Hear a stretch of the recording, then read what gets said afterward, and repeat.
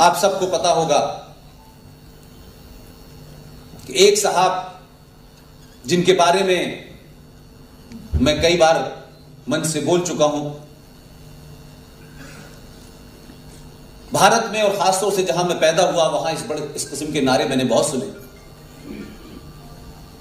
कि भारत के लोग सेकुलरिज्म का दम तो भरते हैं, हिंदू मुस्लिम की बात तो करते हैं, लेकिन मुसलमानों पे यकीन नहीं करते हैं। लिहाजा जो भी इंपॉर्टेंट पोर्टफोलियो होता है वो नहीं देते, प्राइम मिनिस्टर नहीं बनाते, आप राष्ट्रपति बना देते हैं। अल्लाह ने उनकी वो भी ख्वाहिश पूरी कर दी। 1989 वीपी सिंह की सरकार देश का पहला मुसलमान गृह मंत्री बना। देश ने सवाल नहीं उठाया, कोई आर्टिकल नहीं लिखा, कोई ऐसा नहीं हुआ इस देश में कोहराम मच गया हो कि मुसलमान को गृह मंत्री क्यों बना दिया गया है। क्योंकि इस देश की बाय एंड लार्ज मेजॉरिटी ये मानती है कि जब आप संविधान पे बैठ जाते हैं किसी पद पे, तो फिर आप संविधान के हिसाब से चलते हैं। लेकिन कुछ लोगों का संविधान 1400 साल पहले ही तैयार हो गया था, वो उसी पे चलते हैं।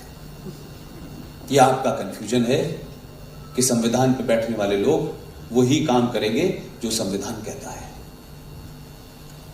2 दिसंबर 1989 को मुफ्ती मोहम्मद सईद कश्मीर के बड़े लीडर, उन्होंने शपथ ली गृह मंत्री की,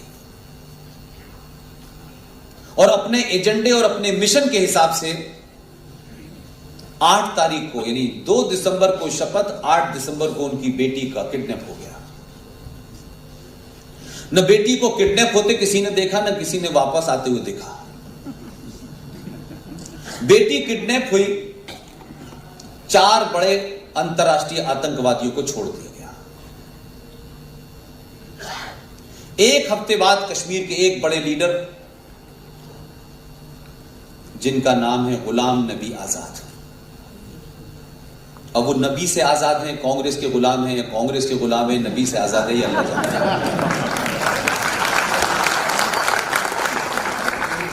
उनके घर में एक बच्चा गायब हो गया,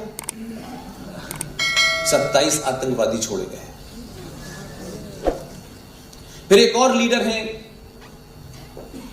उनका अगर मैं नाम भी ना बताऊं, सिर्फ इतना बताऊं कि अटल जी की सरकार गिर गई थी एक वोट से, उनके घर में भी एक बच्ची गायब हो गई, 7 लोगों को छोड़ दिया गया।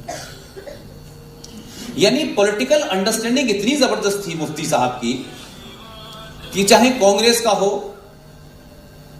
चाहे जनता दल का हो, सबके बच्चों को छोड़ना था तुरंत। लेकिन 2 दिसंबर से लेकर के 19 जनवरी के बीच में कोई कुल मिला के 40 या 45 दिन होते हैं। जो लोग इसको ये समझ सकते हैं कि नहीं साहब, इसको आप गलत तरीके से कनेक्ट कर रहे हैं, गलत तरीके से इंटरप्रेट कर रहे हैं, तो मैंने भी कोई 25-26 साल पत्रकारिता इसी के इर्द गिर्द की है। 19 जनवरी को पूरी दुनिया में इतना बड़ा एक्सोडस, पलायन अपने ही देश के मूल निवासियों ने कहीं नहीं किया।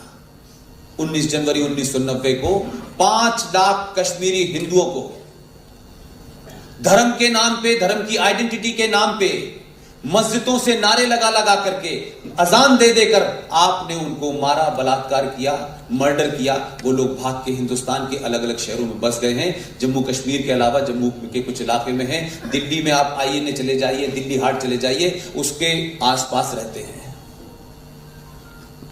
उस वक्त भी वो गृह मंत्री थे।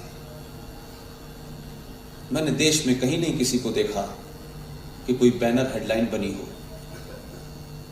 मैंने सुप्रीम कोर्ट को सुओ मोटो कोई नोटिस लेते नहीं देखा कि सुओ मोटो नोटिस लेके वो पूछते कि आखिर इतना बड़ा एक्सोडस हुआ है, इसके लिए कौन जिम्मेदार है।